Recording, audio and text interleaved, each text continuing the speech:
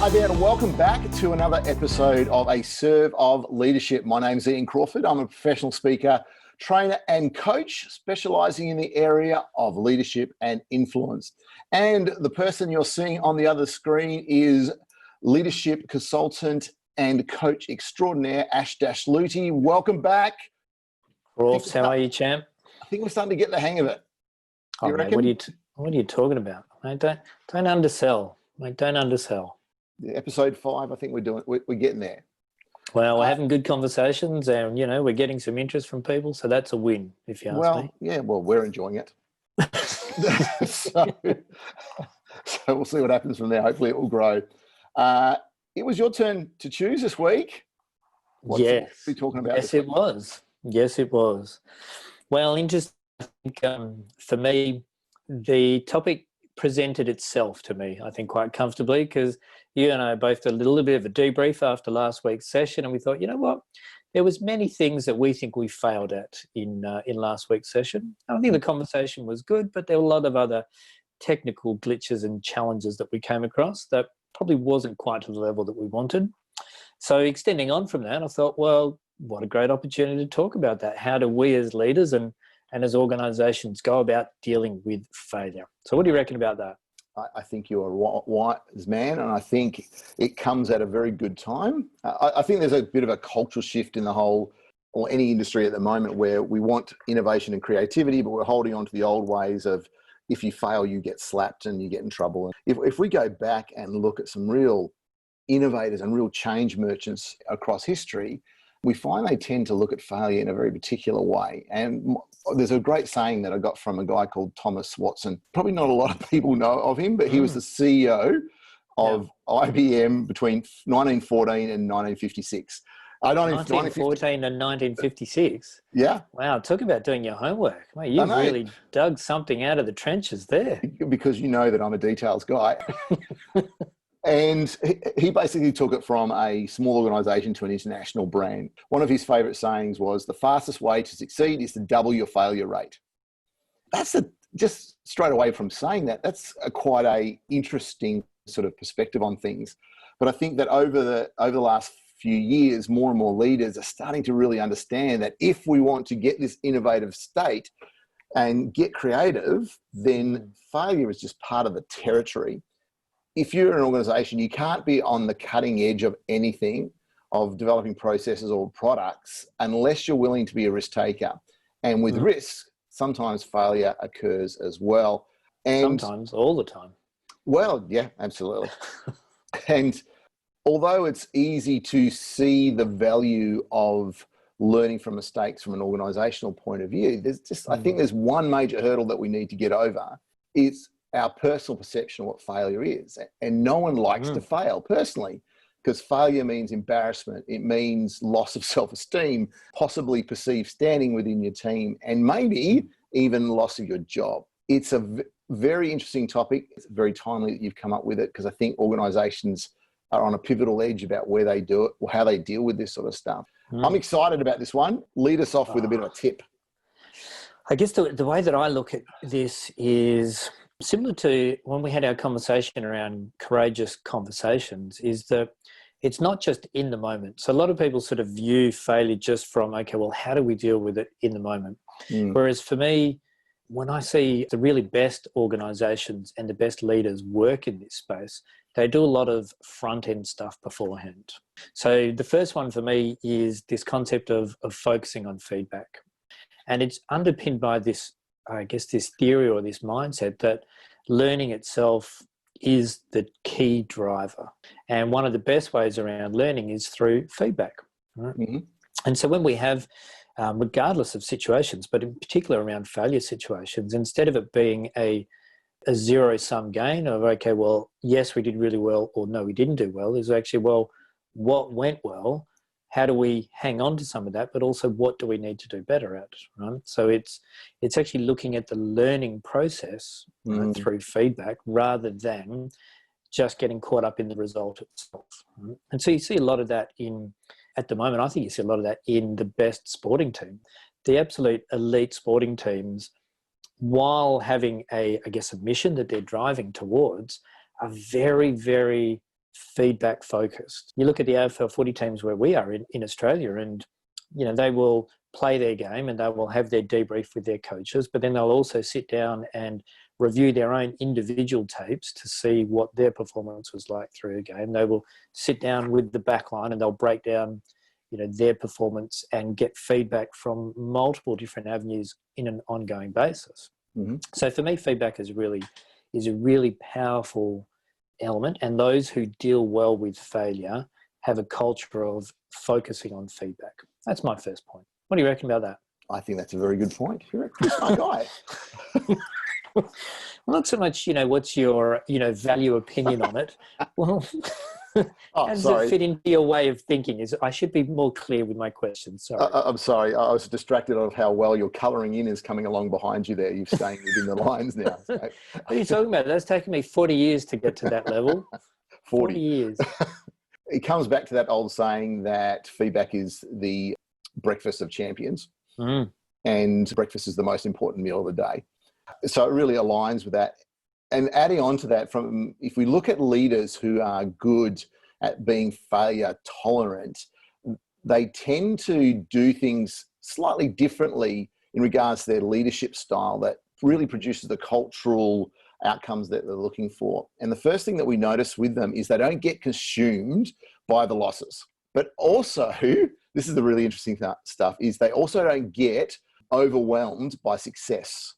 What they tend to do is not run to either end of those continuums, but what they tend to do, have a focus that's somewhere in the middle where their job isn't to completely celebrate success or absolutely go berserk over losses. It's about, okay, in regards to that dichotomy there, I want to develop an organization that focuses on somewhere in the middle, which is about developing the organizational experience they have, their knowledge and creativity from those two ends of the dichotomy. That's where their focus is. So they're a little bit more stoic. I think that's a word. Would you use that word? Stoic? It is a real word. Yes, you have picked it. It is a real word. Thank you. And it's interesting. I was having a chat with a leader the other day, and he had a wonderful rule, which I love, and he calls it his rule of 24 hours. Yep. And extending on from what you're talking about there is, he said, with his team, he said, we are, when we have successes, he said, we've got 24 hours to drink our own Kool-Aid and talk about how wonderful we are. But then after that 24 hours, okay, what's next, right? We've got to move on to our next stage, our next challenge, our next opportunity. And he said, we use exactly the same rule for failure, right? He said, we've got 24 hours. When things go wrong, basically we give ourselves 24 hours to wallow in our own pity, to figure out how we move forward and get better. And then we're done. And then we're on to what's the next step. Yeah. I thought it was a really clever mindset. That's very a little clever tool. But you can just imagine, it's a simple tool, but you imagine him enforcing that, in want of a better word, how wonderful of an impact that would have on his organizational culture.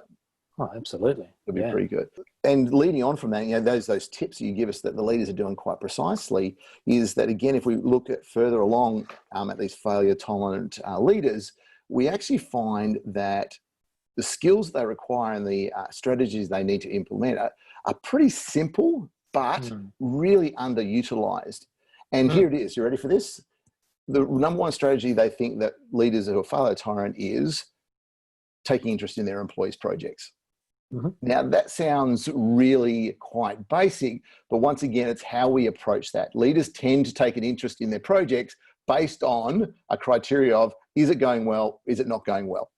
Whereas what they're recommending here, and in my experience and seeing other leaders do this, is their interest moves away from failure and success towards understanding the employee's work, understanding how the employees are feeling about the project, asking really great, curious questions about it, showing support, and also setting the bigger picture significance of what they do in regards to the impact on the organization.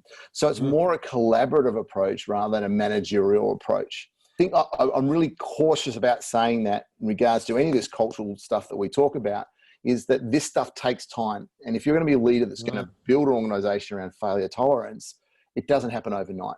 Cultural change is glacial slow, and it takes long term. You have to stick to this over and over again. And once again, if we look as history as an indicator of how people do this sort of stuff, you may have heard of a guy called Thomas Edison. Who is he? What's he done? Well, he did a couple of cool things, but one of the things that we do know is he failed a lot personally as an inventor. But he was, from a business owner, from a leader's point of view, he was famous for spending time with his employees and having really animated and respectful conversations with their workers. There was a quote from someone who worked for Edison for over 50 years. And the quote that this person said, he made me feel that I was making something with him. I wasn't just a workman. So it has a real collaborative feel to it. Simple tasks, but not necessarily easy to do. Absolutely. And I guess maybe just closing out our conversation around feedback, you know, your point that you make is these things take time to develop and that it's often best invested beforehand rather than just trying to deal with it in the moment. I've been working with an exec team recently where they've actually really been trying to drive the feedback process. Right. And to basically get into that habit of being able to not even just wait for feedback to come for them, but to be able to seek feedback and to seek feedback in a really consistent manner. So for them, they've even broken it down to that after each individual meeting that they have, an interaction they have, they take 2 or 3 minutes just to do a quick check-in around, hey, what did I do really well behaviorally? What could I maybe do better at? So that they're getting that constant feedback all the time. Which then, again, you sort of fast forward to crisis moments when things go wrong, things like that. You're already in that groove. You know, you've already created a bit of a learning platform to be able to, one, be better at seeking that feedback, but two, be often more prepared to receive it when it comes as well. It's probably like a lot of stuff that we talk about. That sounds really simple when we're sitting here talking to each other. Of course it is. In regards to delivery, you know, for a leader to do that, they're really putting themselves out there, and they have to expect that their employees, in regards to the incident that you just gave them, might come back with an absolute whack to the side of their head they weren't expecting, and be okay with that. And that is a remarkably sickening segue into my second point anyway. Well, I thought looks like you knew what I was going to say. You're unbelievable. Well, what is it? Don't keep us guessing. I think the second one for me, again, my perspective on this is a bit more of a broader than just individual failure events. And the other one that stands out for me is something that I call transparency leadership, right?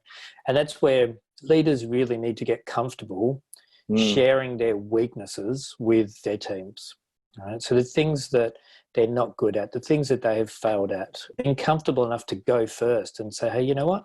I actually stuffed that up. Or, look, I'm not particularly good at that. How can we build a process, a structure, have different individuals who can support that piece? Because there's a system aspect to it, but then there's also, looping back to the point you made before, there's a connection aspect to it. So by being transparent with your team about being vulnerable enough to say, hey, you know, I'm not perfect at this. I do make mistakes.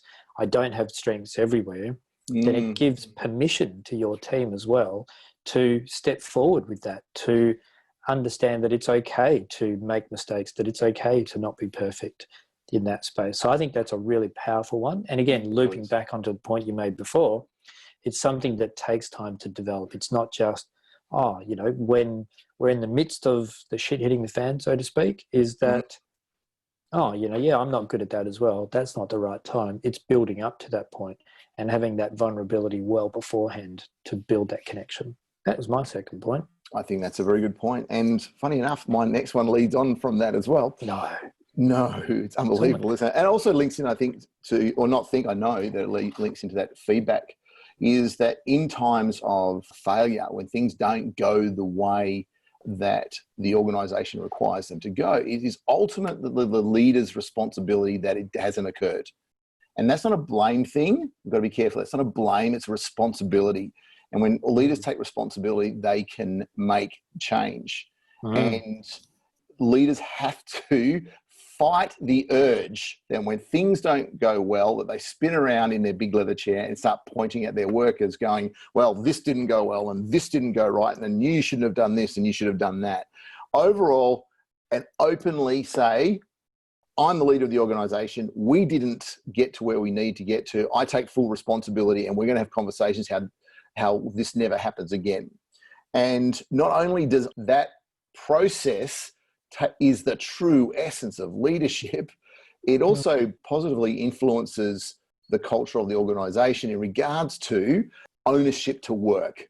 You know, full extreme ownership to work, where if the leader at whatever level is willing to stand up and say that and take whatever brunt or whatever hit they're going to take, well, I can do that as well. And once we start doing that, it really sets the culture and sets the tone in regards to how we as an organization are going to respond to failure.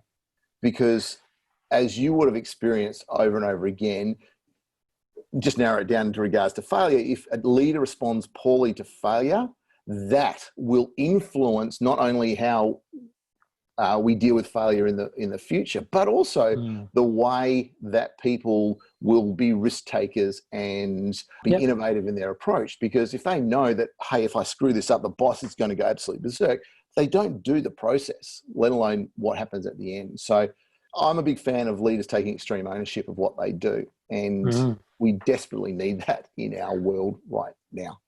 You know what? There was, I think, a really impressive example of that just recently from our Prime Minister. Okay. E.g.?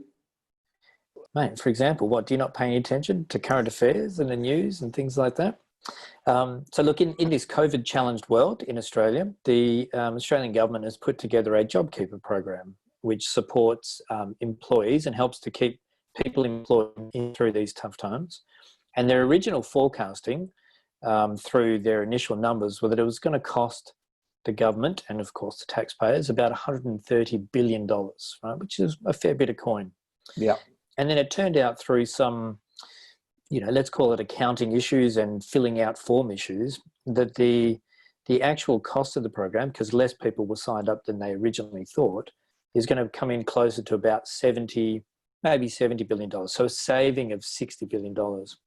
So, of course, that's when the press wants to jump on board and say, why was there the errors and that sort of thing. And one thing that really stood out for me was Scott Morrison, the Prime Minister of Australia, actually, in one of his press conferences said, you know what, I just take full responsibility over that. Right? We stuffed it up. But then he flipped it around. He goes, well, the benefit is we have a $60 billion savings. So whether you agree with it or not, I really was impressed by his approach to it. In fact, almost surprised, to tell you the truth, because you don't often see that from politicians in particular, who are often judged on their 3-minute statement that they make, or the polls that are taken on a daily basis or something like that. So I thought that was a good example of what you're talking about. We know that you love threes. So what's your third tip? Well, not to disappoint you, but I actually have two more. Oh, killing me. All right, what's your two more then? Because I like to keep you guessing. I like to keep you guessing. The third one for me is the importance of understanding resilience, right? And importantly, that resilience is actually an individual thing. What I mean by that is really good leaders know ways to instill and drive individual resilience within their teams, knowing how to push, challenge, but also create opportunities for them to recover, rest in their own ways.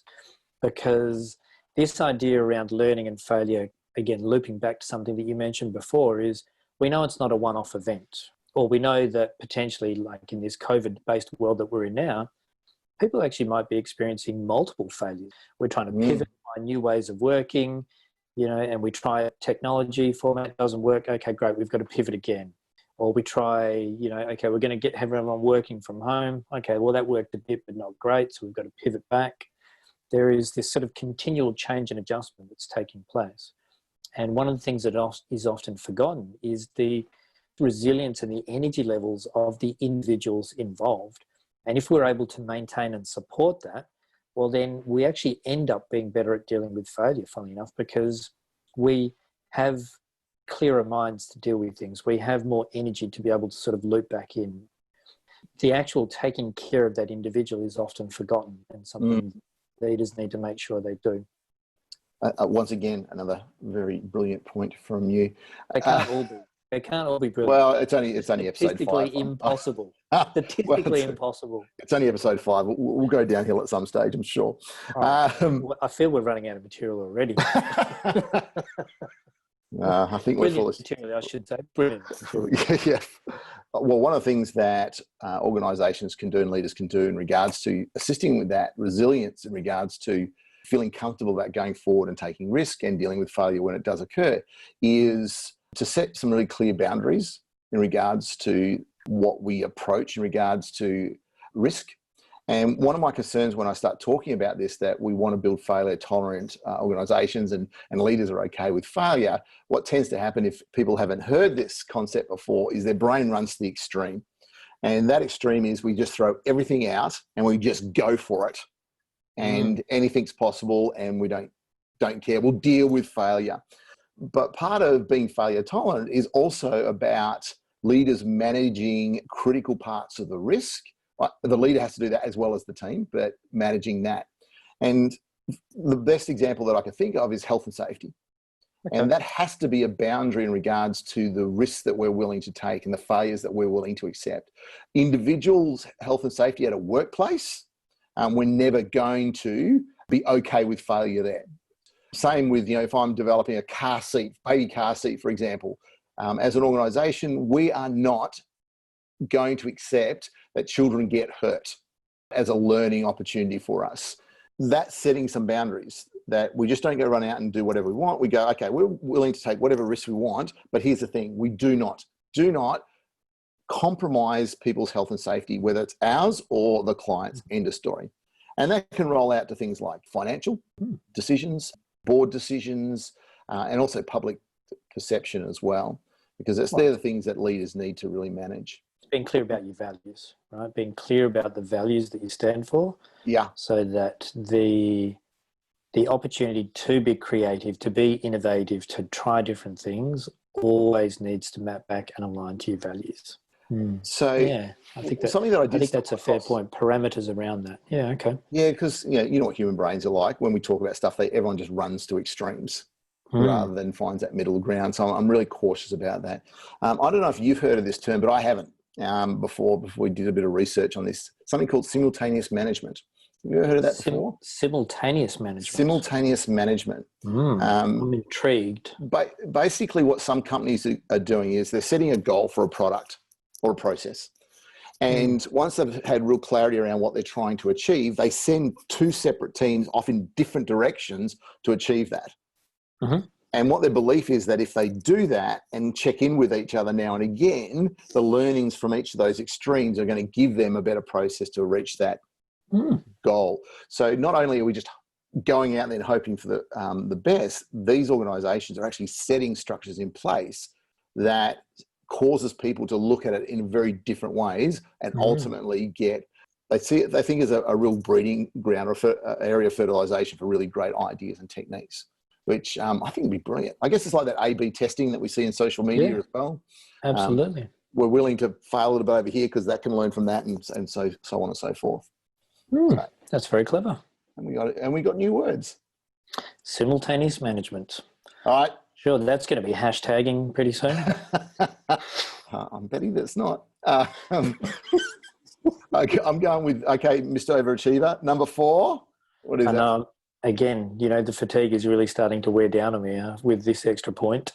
The final one for me is what I call a mindset reset. And with that is challenging the mindset, one around, like you were talking about from the start, around how we view failures per se, rather than zero-sum game pieces to being, actual learning events and things like that. But also where I think leaders can actually invest some time is to be setting up the mindset around that things aren't always peaches and cream and happy, easy go kind of life that we lead. We don't live in a world of just continual success, is that it's always a bit up and down and erratic anyway.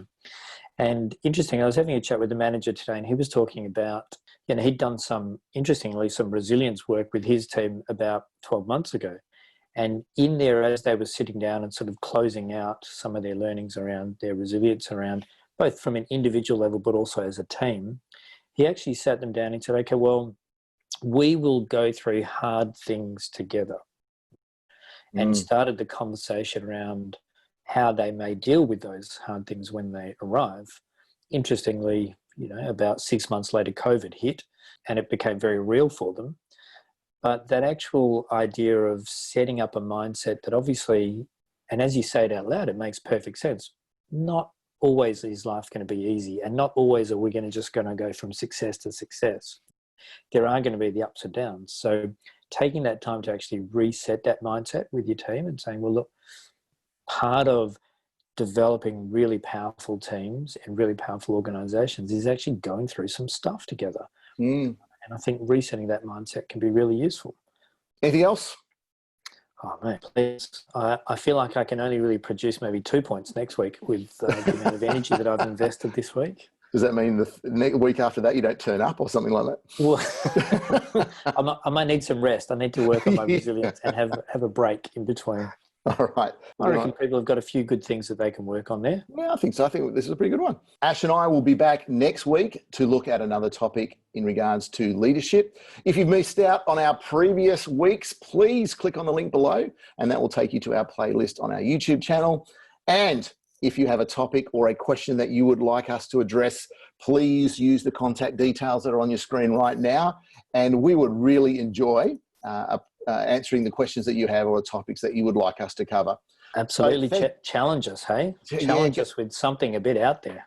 Absolutely. We'll see if we can test our Ash's resilience. So thank you, Ash. Thank you, Ash. Well done, mate.